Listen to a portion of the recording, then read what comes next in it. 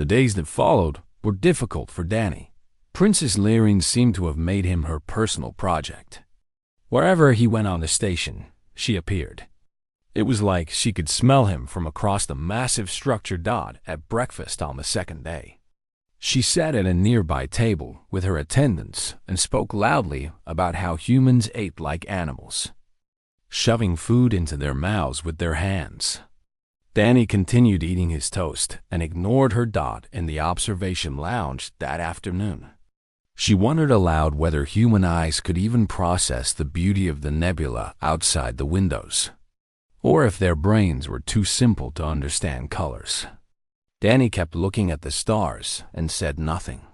During a break between council sessions, she asked him directly if humans still believed their planet was flat, because she had heard they were quite slow to accept new ideas. Danny simply shook his head no and walked away. Each time, she seemed to grow more frustrated by his lack of response. Her insults became sharper, more personal. She mocked his clothes, his height, his species' short lifespan. She made jokes about humans being good for nothing except manual labor. Her followers laughed at everything she said, but their laughter was starting to sound forced. Other species on the station began to notice what was happening. Some watched with amusement, enjoying the entertainment. Others seemed uncomfortable, looking away when the princess started her attacks. A few, Danny noticed, watched him with something like respect in their strange eyes. On the fourth day, Danny was sitting in the station's massive library. The room contained knowledge from every species in the galaxy, stored in formats that ranged from ancient scrolls to pure energy patterns. Danny had found a quiet corner where he could read about the history of the Galactic Council on a borrowed data tablet. He heard the familiar sound of silver bells before he saw her. Princess Lyrian appeared around a bookshelf, her attendants spreading out behind her like wings. "The human knows how to read," she announced with false surprise. "How wonderful! Tell me, little creature, are you looking at the pictures? I can help explain the big words if they confuse you." Danny did not look up from his tablet. "No, thank you. So it does speak." Lyrian moved closer, her glow brightening with interest. "I was beginning to think you were broken. Most species have more fight in them than you do." Danny turned a page on his tablet. "I am not here to fight. Obviously not. Your species is not built for fighting, or thinking, or anything useful, really." She tilted her head, studying him like a puzzle she could not solve. "So what are you here for?" "To learn." Lyrian laughed, but there was an edge of frustration beneath the sound. "Learn what? You will be dead of old age before you understand even a fraction of what the Volari have discovered." "Then I better not waste time arguing," Danny said calmly. For a moment, genuine anger flashed in the princess's violet eyes. She was not used to being dismissed. She was not used to someone refusing to play her game. Before she could respond, a tone sounded throughout the station. All the screens in the library flickered to life, showing the symbol of the Galactic Council. "Attention all delegates," a voice announced. "The Youth Ambassador competition will begin accepting entries tomorrow. Young representatives from all species are invited to submit solutions to the current Fade Zone crisis. The winning proposal will be presented to the full council." Danny looked up from his tablet for the first time. He had read about the Fade Zones in his studies. They were regions of space where faster-than-light travel had become impossible. Ships that entered them became trapped, unable to escape at any useful speed. The zones were spreading slowly across the galaxy, threatening to cut off entire civilizations from each other. No one knew what caused them. No one knew how to stop them. The greatest minds from the oldest species had been working on the problem for decades without success. Princess Lyrian's eyes were shining with new interest. "A competition," she said to her attendants. "How delightful. I suppose I should enter. It would be embarrassing for everyone if no one provided a real solution. One of her followers, a tall Valari male, nodded eagerly. "Your proposal will surely win, Princess. No other species has the intelligence to match Valari science."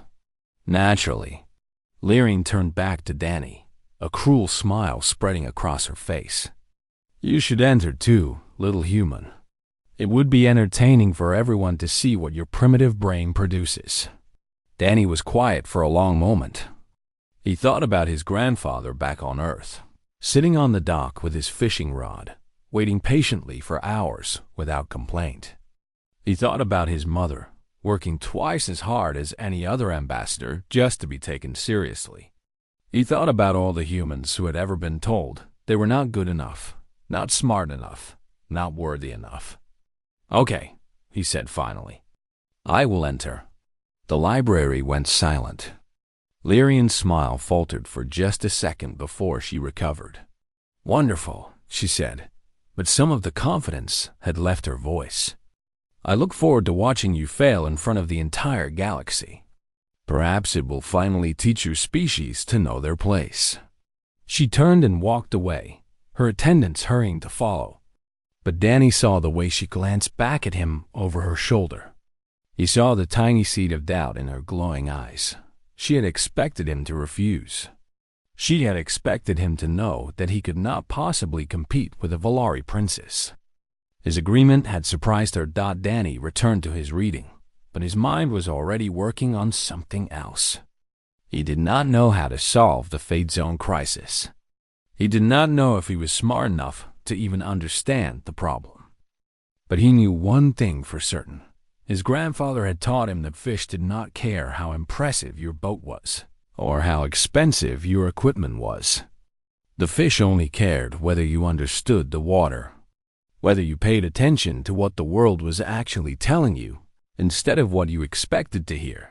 Every other species had been working on this problem for decades. They had built complicated theories and expensive machines. They had approached it with all their ancient knowledge and superior technology. But maybe, Danny thought, they had been so busy being smart that they forgot to pay attention. Maybe sometimes fresh eyes could see what old eyes had missed. He pulled up everything the library had on the Fade Zones and began to read. The massive space station floated silently in the darkness between stars. It was the largest structure ever built by any species in the known galaxy. The Galactic Council had constructed it 3,000 years ago as a meeting place for all intelligent life.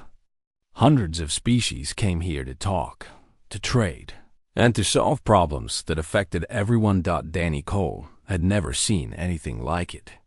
He was 17 years old, born and raised in a small town in Ohio. 6 months ago, his biggest worry had been passing his chemistry exam. Now he stood at the entrance of the grand reception hall, surrounded by aliens from worlds he had only read about in books. His mother, Linda Cole, walked beside him. She was one of humanity's ambassadors to the Galactic Council. Humans had only been part of this community for 50 years, which made them the newest species at the table. Most of the others had been traveling between stars for thousands or even millions of years. "Stay close to me," his mother whispered. "And remember, no matter what happens, keep calm." Danny nodded. He understood why she was nervous. He was not supposed to be here. Her regular assistant had gotten sick just 2 days before they left Earth. Council rules said that ambassadors could not attend important meetings alone. So Danny had come instead. The reception hall was enormous. The ceiling rose so high that clouds actually formed near the top. Thousands of beings moved through the space, their bodies showing every shape and color that nature could imagine. Some walked on 2 legs like humans. Others floated through the air or slithered across the polished floor. A few seemed to exist as nothing more than light and sound. Danny tried not to stare, but it was impossible. A creature that looked like a walking tree nodded at him as it passed. A group of small blue beings with too many eyes whispered and pointed in his direction. He heard the word human repeated several times. They are curious about us, his mother explained quietly. We are still new here, still proving ourselves. Do they think we don't belong? Danny asked. His mother paused before answering. Some of them do. We have to show them they are wrong. A sound like silver bells filled the air. The crowd began to part, making way for a new group entering the hall. Danny felt his mother's hand tighten on his shoulder. The Valari, she said softly. Be very careful around them. Danny watched as the newcomers glided into the room. They were beautiful in a way that almost hurt to look at. Their skin glowed with soft inner light, shifting through colors like oil on water. Their hair floated around their heads as if they were underwater. Their eyes shone like jewels, changing from blue to purple to gold with each passing emotion. The Valari were one of the oldest species in the galaxy. They had been building empires when humans were still living in caves. They had invented technologies that other species still could not understand. And they never let anyone forget it. At the front of the group walked a young female. And they never let anyone forget it. At the front of the group walked a young female. She appeared to be about Danny's age, though he knew that meant nothing. Valari lived for thousands of years. She could be older than human civilization itself. She was stunning. Her hair was pure silver, flowing around her shoulders like liquid metal. Her eyes glowed a deep violet color. She wore a dress that seemed to be made of captured starlight. A small crown rested on her head, marking her as royalty, Princess Lyrin of the third house of Valari. Danny had read about her in the briefing documents. She was the daughter of the Valari High Queen and was known throughout the galaxy for her intelligence, her beauty, and her sharp tongue. The princess was scanning the crowd, her glowing eyes moving from face to face. When her gaze landed on Danny, she stopped. A small smile curved her perfect lips. Mother, she said, her voice carrying easily through the hall. Look at what the humans have brought. A child. The Valari Queen glanced at Danny with mild interest. How amusing. I was not aware they allowed pets at diplomatic functions. Laughter rippled through the Valari group. Other species nearby pretended not to notice, but Danny saw them watching from the corners of their eyes. Princess Lyrin walked closer, her attendants following like shadows. She circled Danny slowly, examining him the way someone might examine a strange insect. Tell me, little human, she said, does your species always bring babies to important meetings? Or are you here because no adult was available? Danny felt heat rise to his face. His hands curled into fists at his sides. He wanted to say something sharp, something clever that would wipe that smile off her face. But he remembered his mother's words. Keep calm, Dot, so he said nothing. Princess Lyrin raised one perfect eyebrow. Oh dear, can it not speak? I have heard that humans are slow to develop. Perhaps this one has not learned words yet. More laughter from her followers. Danny's mother stepped forward, ready to intervene, but Danny gently touched her arm. He shook his head slightly. He looked directly into the princess's eyes. He saw a surprise flicker there, just for a moment. She had expected him to react, to shout or cry or run away. His silence confused her. Interesting, she murmured, almost to herself. Then she turned away, already bored. Come, let us find more worthy company. The smell of primitives is overwhelming. The Valari group moved on, leaving Danny and his mother alone in a small bubble of empty space.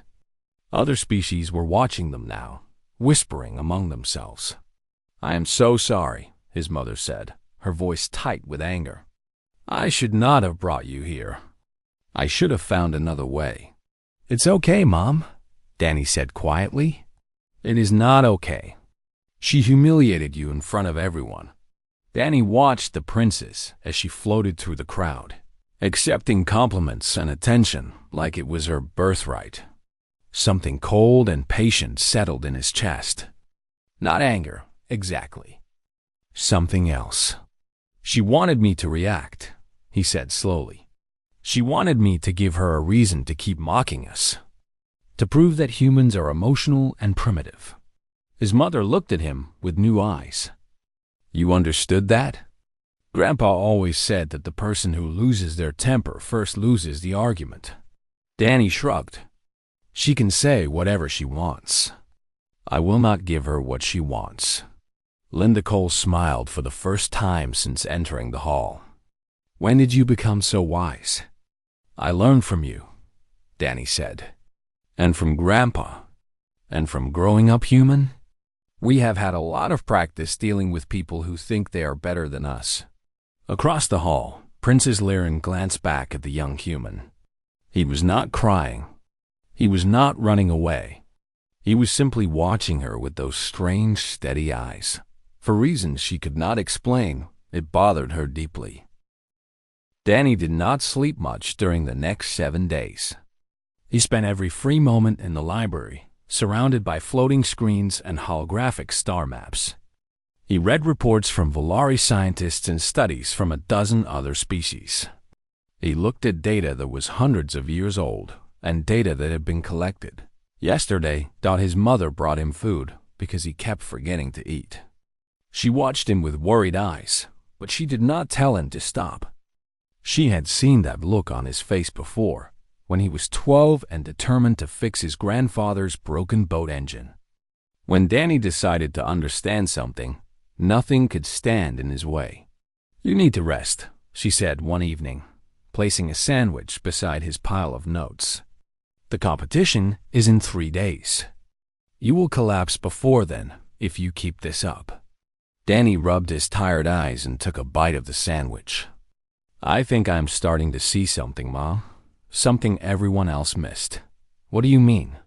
He pointed to a star map covered in red marks. These are all the fade zones that have appeared in the last 500 years. Everyone has been trying to figure out what they have in common. What makes those specific areas special? And what did you find?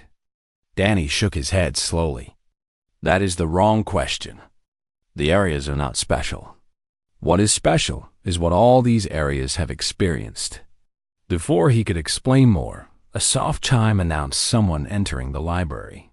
Danny looked up to see Princess Lyran standing alone near the doorway. No attendants, no followers.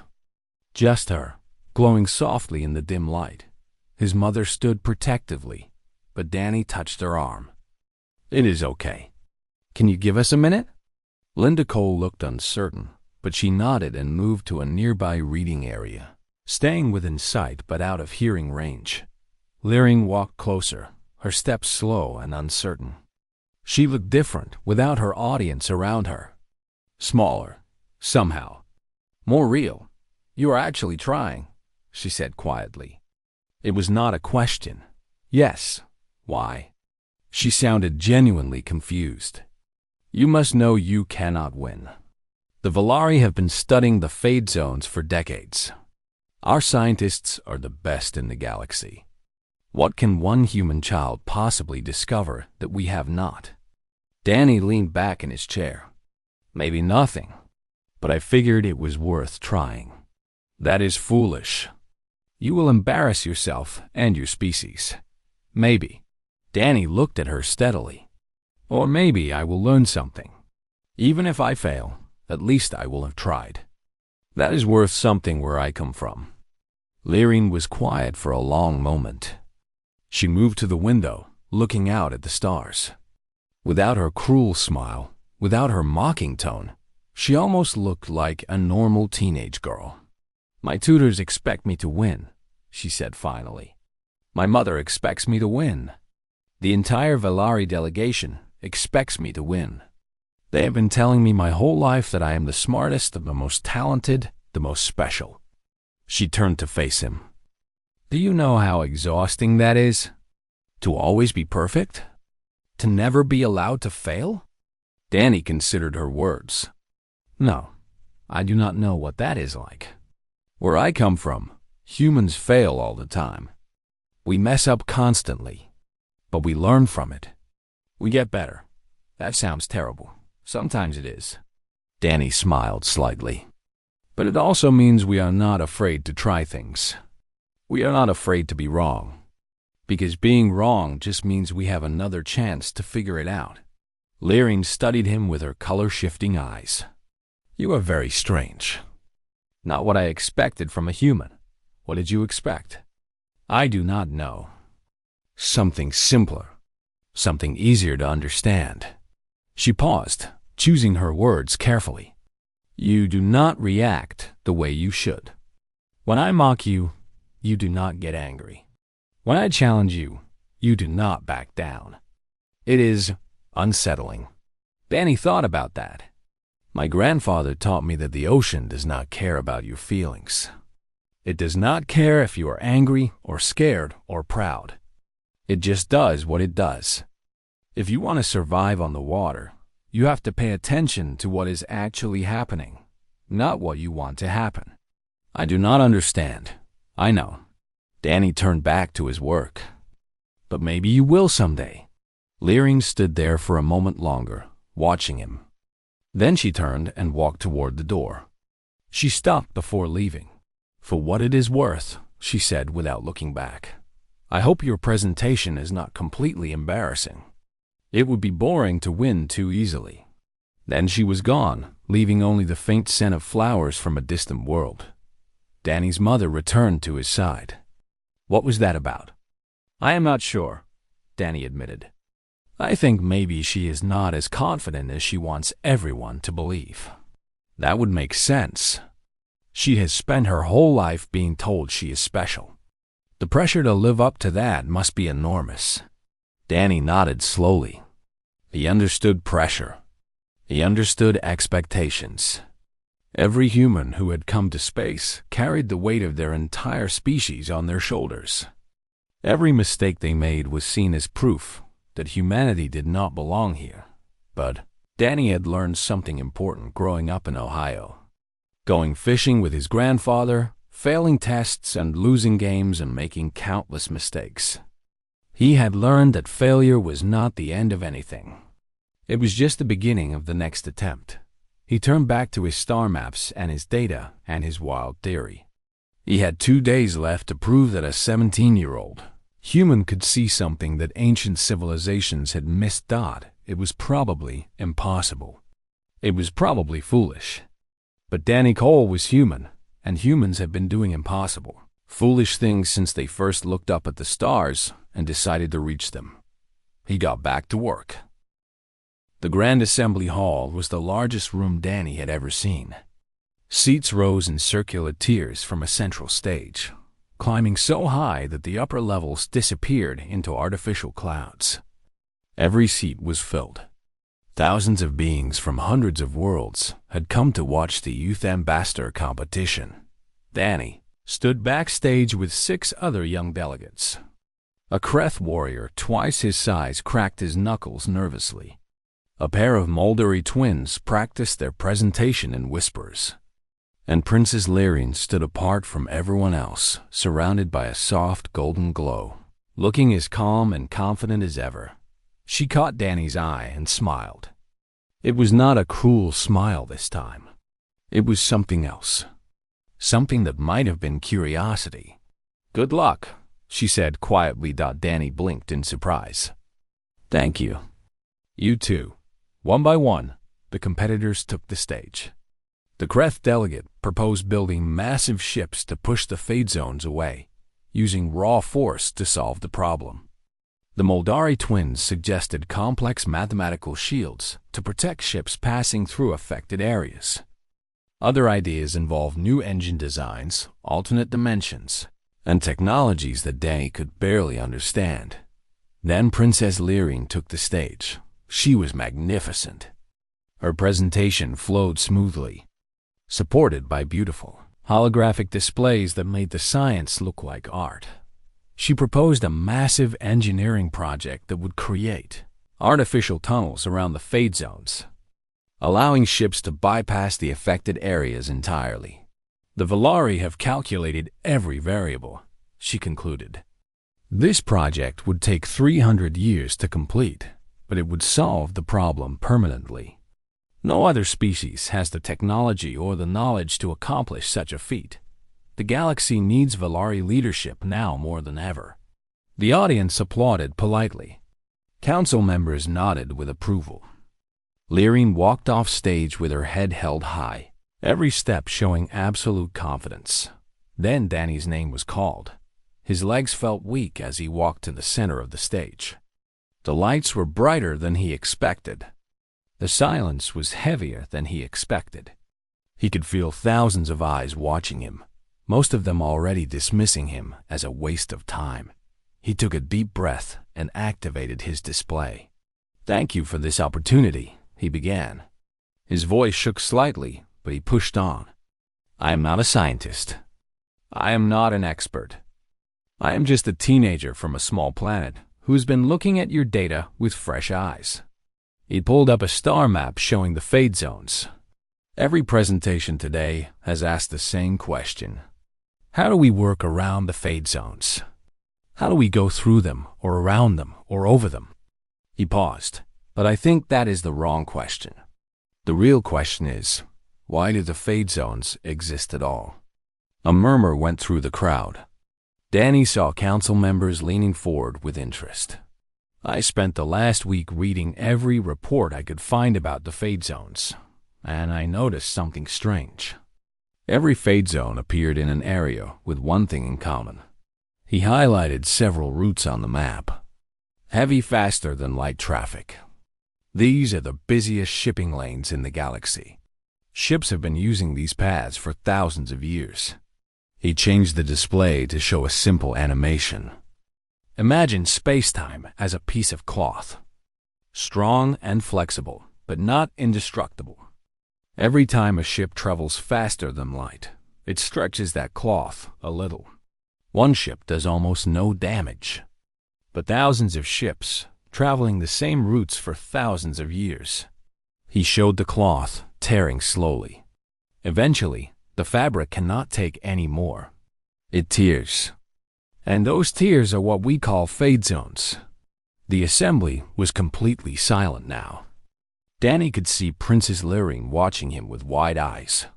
"The fade zones are not a disease," Danny continued. "They are a scar. They are space-time trying to heal itself after we damaged it. And if we keep traveling the way we always have, the damage will keep spreading. In a few thousand years, faster-than-light travel might become impossible everywhere." Council members were whispering urgently to each other. Danny saw fear on some faces, anger on others, and careful thought on many more. "My species learned this lesson the hard way," Danny said quietly. "For a long time, we took from our planet without thinking about the consequences. We poisoned our air and our water and our soil. We nearly destroyed our own home before we understood what we were doing." He looked around the vast hall. "But we did understand, eventually, and we changed. It was hard and slow and painful, but we did it because the alternative was extinction." He pulled up his final proposal. "I am not suggesting we stop traveling. I am suggesting we travel smarter. We need to spread our traffic across more routes instead of using the same paths over and over. We need to let damaged areas heal by avoiding them. We need to develop new technologies that are gentler on space-time. And we need to work together, all of us, to protect the fabric that connects our worlds." Danny turned off his display. His hands were shaking, but his voice was steady. "The Valari proposal is impressive. All the proposals today were impressive. But they treat the symptoms instead of the cause. We can build all the tunnels and shields and engines we want. But if we do not change our behavior, we will eventually run out of places to run to." He stepped back from the center of the stage. "I know I am young. I know my species is new to all of this. But where I come from, we learned that sometimes the person who has been doing something wrong for the longest time is the last one to see the problem. Sometimes it takes fresh eyes to see what everyone else has missed." The silence stretched on for what felt like hours. Then, from somewhere in the upper tiers, someone started clapping. Others joined in. Not everyone, but enough to fill the hall with genuine applause. Danny walked off stage on legs that barely held him up. Princess Lyrine was waiting in the wings, her face showing an expression he had never seen before. That was... She stopped, seeming to struggle with the words. That was not what I expected. Was it good? Danny asked. He genuinely did not know. Lyrine looked at him for a long moment. Then she laughed softly, and for the first time, it was not a mocking sound. It was terrifying, she admitted. Because I think you might be right. The Galactic Council debated for 3 full days. Danny heard rumors about shouting matches, about delegations threatening to walk out, about ancient alliances straining under the weight of his simple proposal. He stayed away from the council chambers, spending his time in the observation deck, watching the stars spin slowly past. His mother brought him updates when she could. The Valari were furious that a human had dared to question their approach. Several older species were insulted by the suggestion that they had been causing the problem all along. But others were looking at the data, really looking at it, and finding that Danny's theory held up under examination. They are going to vote tomorrow, his mother told him on the evening of the 3rd day. Whatever happens, I want you to know how proud I am of you. Danny smiled tiredly. I just said what I saw. I did not think it would cause this much trouble. The truth often does. The next morning, the entire station gathered for the announcement. Danny stood with his mother near the back of the assembly hall, trying to stay invisible. But people kept glancing at him, whispering to their neighbors, pointing at the young human who had turned the galaxy upside down. The council speaker, an ancient being made of living crystal, rose to address the crowd. After extensive debate, the Galactic Council has reached a decision, they announced. The Youth Ambassador competition has no single winner this year. Instead, the Council has voted to adopt a new initiative, based on multiple proposals. Danny felt his mother grip his hand tightly. The human delegates. Analysis of the fade zones has been reviewed by our leading scientists. While not proven beyond all doubt, the evidence strongly supports his theory that faster-than-light travel is causing damage to space-time fabric. The speaker paused, letting the words sink in. The Council will therefore establish new traffic regulations, designate recovery zones, and fund research into alternative travel methods. A wave of murmuring swept through the hall. Danny felt dizzy. He had not expected anyone to actually listen. Additionally, the speaker continued, elements of the Valari proposal will be incorporated to address existing damage. Princess Lyrian's engineering concepts will be used to create bypass routes while damaged areas heal. Danny looked across the hall and found Lyrian watching him. She nodded once, a small gesture that no one else noticed. It was not quite respect. Not yet. But it was no longer contempt. After the announcement, Danny tried to slip away quietly. He did not succeed. Delegates from a dozen species stopped him to ask questions, to shake his hand with whatever appendage they used for greeting, to tell him they had always known humans were more capable than they appeared. It was overwhelming. Danny answered as politely as he could, but his mind kept drifting to the observation deck. He wanted to see the stars. He wanted to be alone with his thoughts. He finally escaped as the station's artificial evening began. The observation deck was empty except for one figure standing at the window. Princess Lyrine turned as he entered. "I wondered if you would come here," she said. "You seem to like this place. It helps me think." Danny walked to the window and stood beside her. The nebula outside painted the darkness with colors that had no names in any human language. "I did not mean to embarrass you. Or your people." Lyrine was quiet for a moment. "You did not embarrass us. You challenged us. There's a difference." She turned to face him. My entire life, I've been told that the Valari are the wisest species in the galaxy, that no one could ever match our intelligence or our achievements. And then a human child walks in and sees something that our greatest scientists missed for decades. I just looked at it differently, Danny said. That does not make me smarter. It just means I had a different perspective. That is exactly what makes it so frustrating. Lyrian's eyes shifted through several colors. You are not angry. You are not gloating.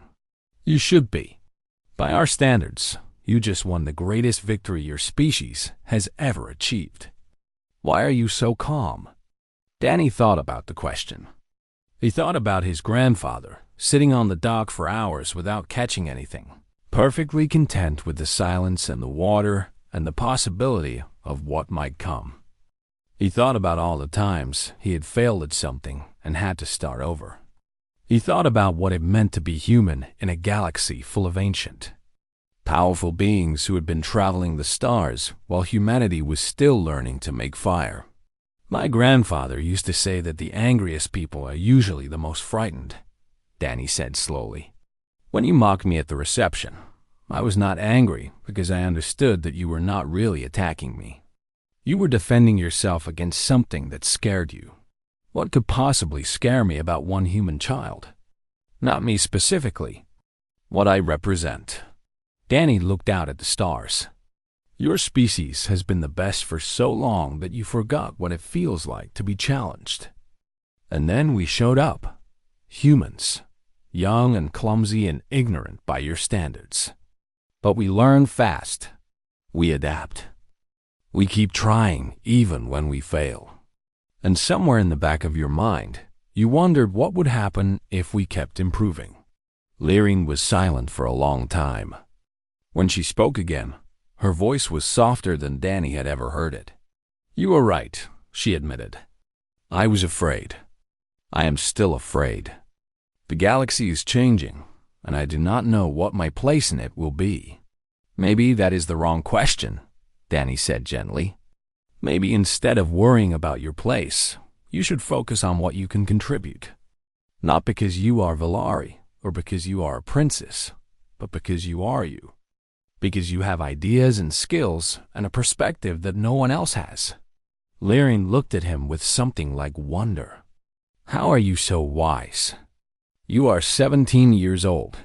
Danny laughed. It was the first real laugh he had allowed himself since arriving at the station. I am not wise. I just grew up human. We make a lot of mistakes, so we get a lot of practice learning from them. Lyrian extended her hand. It was a human gesture, one she had probably learned from watching the delegates. Danny took it, feeling the strange warmth of her glowing skin. I owe you an apology, she said formally. I was cruel to you, and you did not deserve it. I am sorry. Apology accepted. Danny shook her hand once and let go. And thank you. For what? For being honest just now. For being real instead of hiding behind your title and your people's reputation. That took courage. Lyrian smiled. It transformed her face, making her look young and uncertain and almost human. Perhaps there is hope for both our species after all. They stood together at the window, watching the stars' wheels slowly past. Somewhere out there, the fade zones continued to spread, but now there was a plan to stop them. Somewhere out there, billions of beings were learning that the youngest species in the galaxy had something valuable to offer, and somewhere in a small town in Ohio, an old man sat on his dock with a fishing rod in his hands. Unaware that his lessons about patience and silence and paying attention to what the world was actually telling, you had just helped save a galaxy. Danny Cole smiled and watched the stars. He was still learning, still growing, still making mistakes. But that was okay. That was what humans did. And sometimes, that was exactly what the universe needed.